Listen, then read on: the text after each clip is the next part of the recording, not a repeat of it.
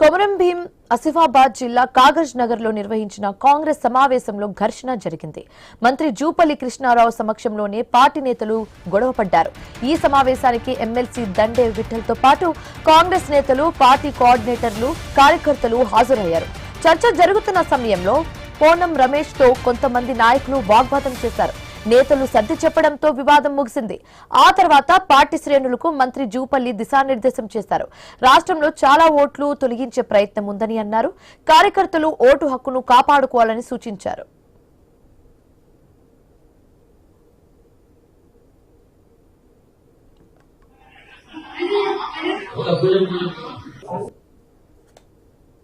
SIR sir కార్యక్రమానికి సంబంధించి ఏవైతే అనామలీస్ అంటే ఓటర్ లిస్టులో ఏ కారణం చేత 2002కు ఇప్పటికి ఉన్నటువంటి వివిధ కారణాల వల్ల ఈ ఓట్లను నిలుపుదల చేస్తూ ఎలక్షన్ కమిషన్ నోటీస్ ఇస్తా ఉందో వీటికి సంబంధించి ఒకటే ఒక ప్రమాదం ఉంది.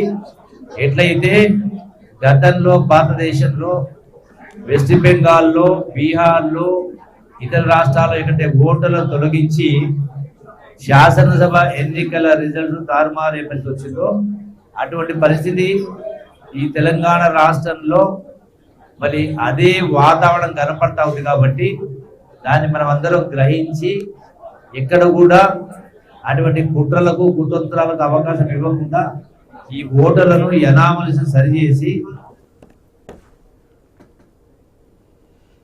కొమరం భీం ఆసిఫాబాద్ జిల్లా కాగజ్ నగర్ లో నిర్వహించిన కాంగ్రెస్ సమావేశంలో ఘర్షణ జరిగింది. ఈ ఘర్షణకు సంబంధించి కంప్లీట్ డీటెయిల్స్ మా కరెస్పాండెంట్ శ్రీనివాస్ అందిస్తారు. శ్రీనివాస్, అసలు ఈ ఘర్షణ ఎందుకు జరిగింది, దీనికి సంబంధించి కంప్లీట్ డీటెయిల్స్ ఏంటి?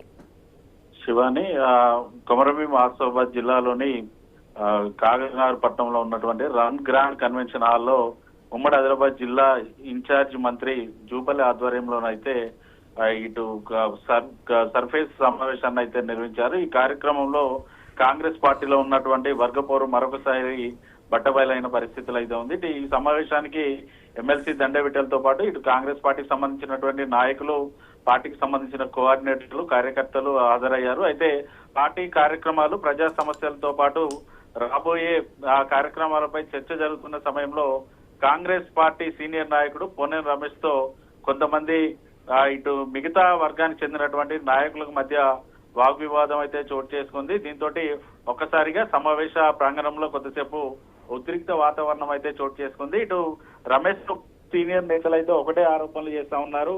ఇన్నేళ్లుగా కాంగ్రెస్ పార్టీ కన్వర్ మోసినటువంటి తమను కాదని ఇటు బీఆర్ఎస్ పార్టీ నుంచి వచ్చిన నేతలకే పూర్తి స్థాయిలో అధికారం కట్టబెడుతున్నారు, అన్ని రకాలుగా పదవులు కూడా వారికి కేటాయిస్తున్నారంటూ కూడా వారైతే ఆరోపణలు చేసిన పరిస్థితులు అయితే ఉంది. ఇరు వర్గాలను మంత్రి జూపల్లి సద్దుమణించినప్పటికీ కూడా పూర్తిగా సిర్పూర్ నియోజకవర్గానికి సంబంధించి వర్గపోరు అయితే పూర్తి స్థాయిలో తారస్థాయికి కూడా చేరిందని చెప్పొచ్చు. నిన్న ఉట్నూరులో నిర్వహించినటువంటి పిఎస్సి సమావేశం కావచ్చు, ఈ రోజు కాకినాడ లో నిర్వహించినటువంటి సమావేశంలో కూడా ఎక్కడికక్కడ కాంగ్రెస్ పార్టీలో ఉన్నటువంటి అంతర్గత వర్గపోరు కాస్త బట్టబయలైపోతున్న సిచ్యువేషన్స్ అయితే ఉన్నాయి. ఈ సమయంలో గనక అధిష్టానం గనక స్పందించకపోతే మాత్రం ఇటు నియోజకవర్గాల్లో పూర్తిగా ఇబ్బంది పడే పరిస్థితులు అయితే ఏర్పడుతున్నాయి. ఓవైపు సర్వీస్ కార్యక్రమాలు నిర్వహిస్తున్నప్పటికీ కూడా నేతల మధ్యలో పొరపచ్చాలు ఉండడంతో అయితే కాంగ్రెస్ పార్టీకి రానున్న రోజుల్లో పూర్తిగా